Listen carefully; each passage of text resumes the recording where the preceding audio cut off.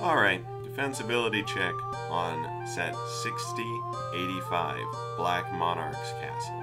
We can only assume over here this is the Black Monarch, with his cool plastic cape, his beautiful black and blue caparison, the black helm. Oh, so cool. Now, I must say, a controversial opinion, mayhaps. I think that the archers are cooler than the mounted knights. Oh, really? Yes, I do.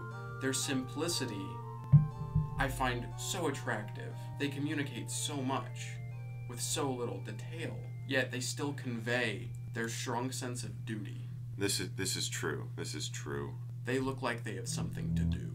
Now, the colors and boldness of the knights, they communicate the old ideals of chivalry in classic Lego, and that the medieval people loved color and boldness and brightness more than we do today in our melancholy era. Far better than other toys I have seen. The castle, although it may seem a little bit messy, is beautiful. It tries to include so many fun architectural details. The corners, the buttresses, arches, and windows galore. Fun angles and some new pieces that we haven't seen introduced before combine to make this an extremely interesting and pleasing castle to look at. But this is no cool ability check. So without further ado, let's dive in. We'll be discussing the accessibility, defensibility, and offensibility of 6085, Black Monarch's castle. Accessibility. Start with the negatives as always. Arrow loops too high. We've said that time and again. It's a problem with the piece, but we also see lots of brick-built arrow loops, and they are also built too high. The causeway on the east and west wings of the castle are too narrow. They are about one stud wide. Nary a parapet, I should say. Another common problem, as we've seen before, inaccessible tower tops. No ladders or stairs to get to the top of them. However, I will remark on the two back towers, at least one segment is left open, perhaps a suggestion of the ability to get up there.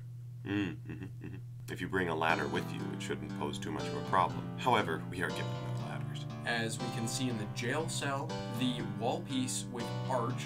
The piece fails before it can meet flush with a copy of the piece. Perhaps they're overusing this over-high arrow loop. There's also an incomplete circuit. Indeed, the forward turrets for our beautiful gatehouse are inaccessible from the rest of the causeway and closes the rest of the bailey. I think the complete circuit could have been achieved with the addition of stairs leading from the first level of the causeway to the second level of the causeway. We do have an armory. We see several clips that are able to hold weapons. We have a jail cell. This too has proven to be a staple. Of course. Yet this one has no lock. Very sad. There's no lock. There is no lock. Up top, the winch is both accessible by minifigures, and in the box art, it even depicts the minifigure as turning the winch. The block too is accessible. The block is this piece of black stone shifted around the castle to raise the portcullis. We also have ample interior space. There's all sorts of places that you can sit your minifigures along the causeway and on top of the towers. Within the towers, within the turrets, in the second level of the grand tower, so much room. Accessibility, -5. +5. Net, 0. That's alright. Some castles don't do so well on accessibility, and this one provides a lot, falls short on quite a bit, and comes up very average. Defensibility.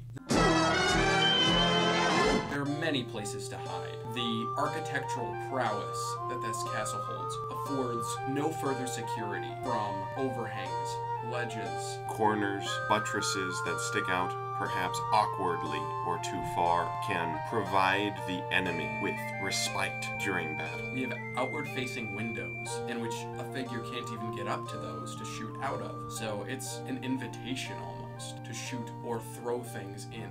Darts, arrows, stones, the like, all of which endanger our Black Knight defenders. The drawbridge has a single chain or rope. Again, it works fine for a children's toy, defensibly very bad. If one is cut, then it renders the drawbridge a bridge. The drawbridge design is comparable to tripwires we have seen in the past, but they have made it nearly flush.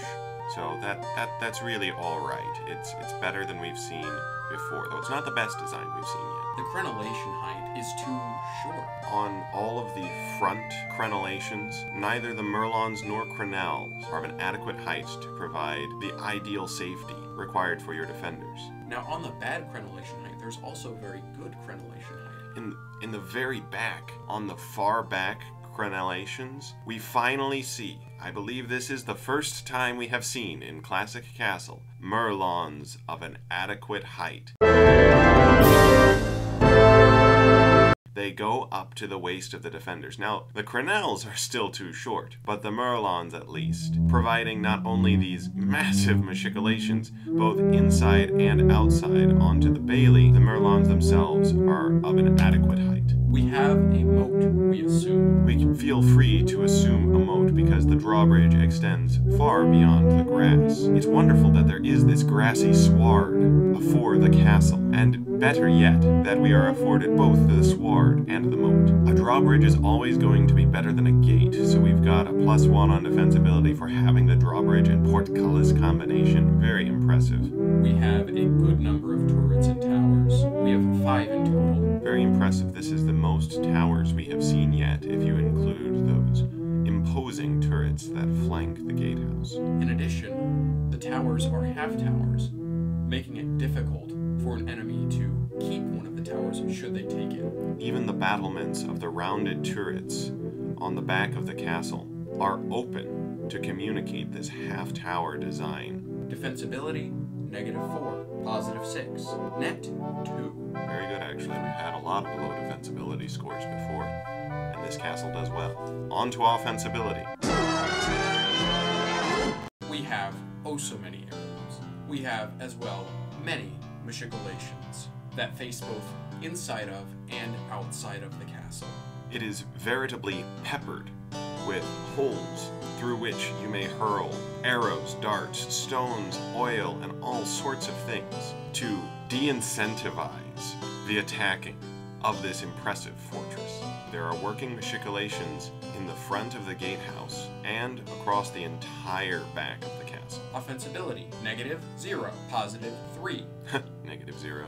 -0, leaving us with a net of 3. What's the total then? The initial total is 5. Oh, very fine. Indeed. On to our auxiliary graces, which we bestow upon this castle for its excellence or detriments.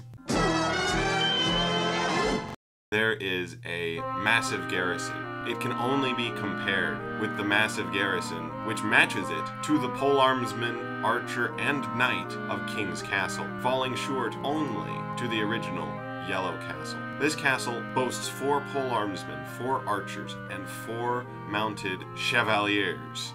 Wow. That is 12. What then be our total? Our total is 6. Very good. Not only is this castle defensible, It's beautiful. and properly defensible, not just skin of its teeth, this castle passes.